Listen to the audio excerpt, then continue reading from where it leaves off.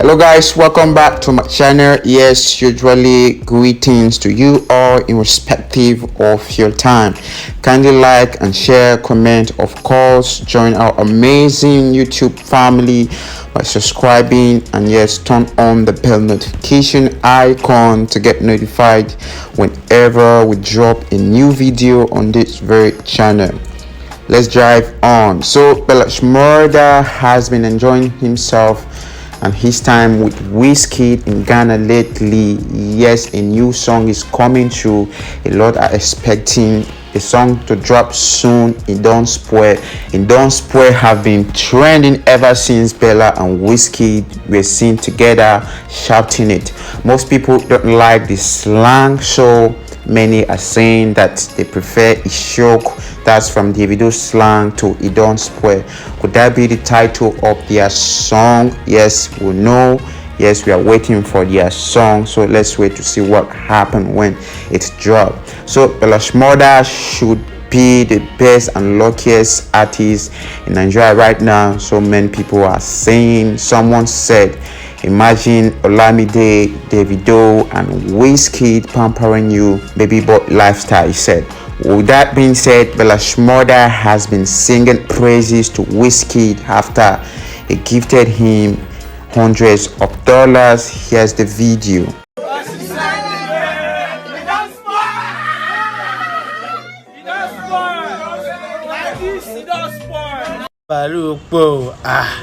Mr. Balu ṣe ìtàn Mr. Balu bàbá ń Balu kúrò ń bẹ̀ máa sọ̀rọ̀ jù Lion of Africa ẹ̀wọ̀n nǹkan tó ṣe sẹ́mi lọ́wọ́ ní kúre we will be you don't. Somebody say it has spoiled. Somebody say it has spoiled. Ní show down. So this is not the first time Wizkid and Shmurda are meeting. The first meeting was at the Hades. They just concluded Hades award. Before then, Pokoli did introduce Bella to Wizkid. We do play the video shortly. So they say have good friends that can extend your hands like can extend hands of help. Yes, so this is how Pokoli introduced Bella to Wizkid, and yes, it has taken off. Yes, this boy is doing good in the music industry, and presently is recording at Ghana with Wizkid.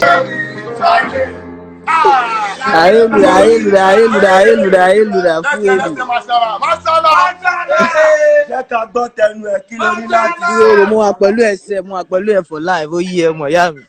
We out here, Weezy. I need one room. I need one room for that now. You need one room. Or they come now. Room plenty of love. I swear. I just make a little now. I want love, man. My brothers. God bless you.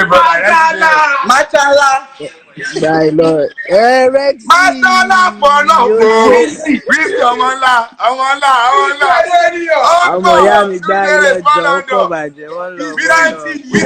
Weezy, this my junior is talented. His name is Shmurda. God bless you, my brother Bella. One love. Yeah, bless you, my brother. Baba really. So It Don't Spoil for Shmurda, as it seems, what's the meaning of It Don't Spoil? Well, this word is not pleasant to hearing, or it's not a good word either to use, but it is trending. And moving on, Emmanuel Adebayo, the footballer, has shocked everyone indeed in a viral video where he was seen speaking Yoruba language fluently. Myself, I shock. The veteran footballer has been in Nigeria from the start, so many people don't know that this guy can speak Yoruba fluently. Of course, he spent his whole life in England playing different leagues all around the world. Here's a video. Give them one Yoruba adage. Èmi ọmọ Olúwaṣeyì Emmanuel Adebayo ní kí láyé ń sọ. Àwọn ẹ̀gbọ́n mi, àwọn àbúrò mi sọ fún mi pé èmi ò yí sí mi, mo sì ń sọ fún wọn lójoojúmọ́ pé àní bàbá mi sọ fún mi pé ìjọ ọkú níjọ́ sí mi o. Ó di wọ̀rọ̀.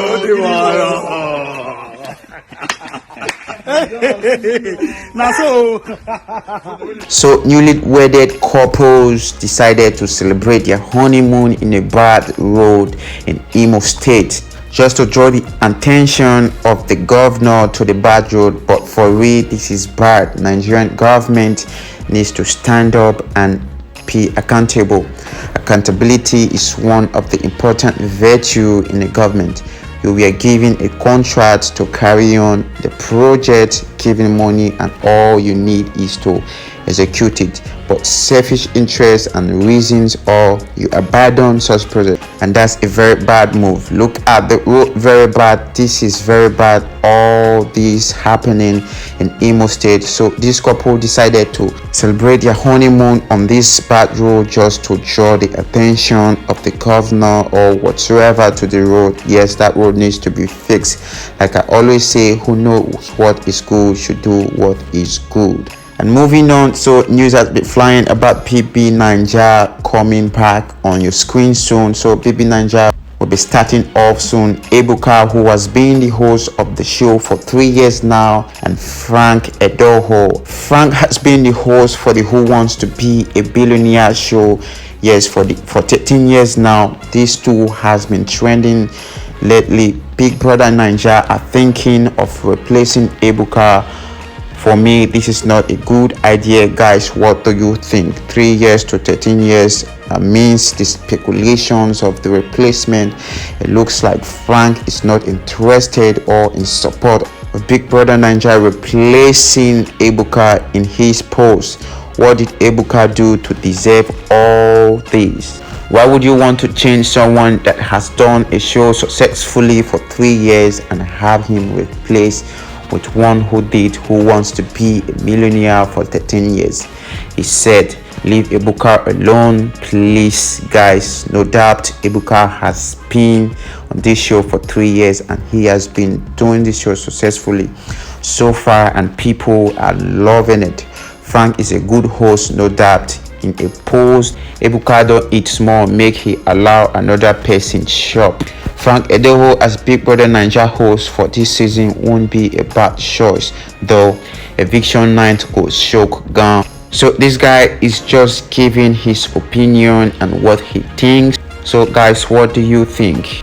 Let us know in the comment section. And yes, and moving on, Adekunle Gold unfollows alleged side chick. Guys, you recall a video I posted about Adekunle Gold cheating on Simi while he was pregnant. Yes, they both has unfollowed each other on Instagram.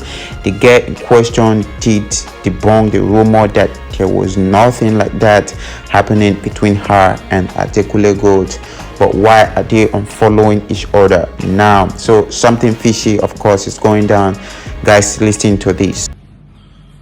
I remember the first video I made about all my friends being cheaters. I said all my friends are cheaters. All the friends of my friends are cheaters. All the friends of my friends are cheaters. All the friends of the friends of the friends of the friends of the friends of my friends are cheaters. I talked about the Obo issue. A lot of people came after me. A lot of people didn't agree with me. So Adekunle Gold cheated. Wonderful. Hey, your boyfriend. Hey, your boyfriend that you think he's faithful now. They still gonna cheat. He gonna cheat. I wouldn't catch that. Be tifo. I never catch many of them. I had a lot of shorties that were bragging, my man faithful. My man could be faithful for a year. He could be faithful for 2. He could be faithful for 5. He could be faithful for 10. I tell you, he gonna cheat. He gonna cheat someday. I don't even know anybody around me who's faithful. He never cleft on eye. He go clear soon. Don't worry. He go clear real soon. Hold on. What's going on, guys? Derek Jackson here, and today I am joined by my lovely wife, BBNAIJA, and we just wanted to address a couple of things. You know, we understand that some of you may have already heard, maybe not, that this chapter of our marriage is one that was preceded by a marriage that I completely failed. And I would say it just started around August, maybe September of last year. But, you know, a lot has been said already about what was the cause and all that other stuff. Some of it is true. Some of it is completely false. But the truth is, and I'm saying it here now, is that Derek Jackson was involved with other women outside the marriage. And by involved, I want to be clear, I'm not talking about just casually kicking it, maybe a lunch or something like that. I'm talking about as serious as sex, to sexual flirtation and meeting up and that kind of thing. And some things that otherwise may be considered okay by some in terms of like just chatting or checking on people or being checked on by people that I've had a previous encounter with. But without my wife's knowledge of it and with us having a sexual history, all of it falls under the umbrella of inappropriate, cheating, affair, stepping out, definitely not in alignment with the vows that I took, and definitely not in alignment with the biblical standard of what it means to be faithful, which is the standard that I'm going by now. Now, I'm saying this publicly, not because I'm, married to you guys. First and foremost, I'm accountable to God. Then I have to be accountable to my wife, in which we've already had this conversation. I've already told her literally everything. I've given her basically a roll call list. If I've said hello to a woman in the last 12 years of me knowing her, she knows about it. But now that it's been made so public, it's important that I first off let you guys know I do not stand by those actions. I don't want to encourage anybody to do that. And then secondly, I know that I cannot build a platform preaching certain things, preaching against certain things, and then in my real life live contrary to that for any amount of time or any length of time to any extent and think that I can't be held accountable. The same way that I preach, men and women in this situation need to face consequences of their actions, deserve to be held accountable. Guess what? Derek Jackson's no exemption. He's not exempt from that. I'm also not a victim. Nobody made me do this. She didn't make me or push me to do it. The next person didn't make me. No friend influenced me. It don't matter how I was raised and what trauma, whatever. Look, I made decisions. I made a series of decisions. Okay, so Dangote is the richest man in Africa. Confirmed, no doubt. Accepted. But now this is the problem.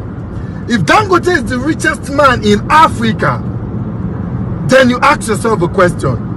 Few years ago, cement, a bag of cement was sold for 1618 2000. As of today, 18th or 19th of the month of March 2021, cement is being sold for a whooping sum of 4,000 naira. A bag of cement, 4,000 naira. Now tell me, a man who presumably would be making the sum of 2,000 naira, maybe for a bag of cement, times 500,000, that will give you 1 billion in a day. Tell me how such a person will not become the quote and unquote richest man in Africa.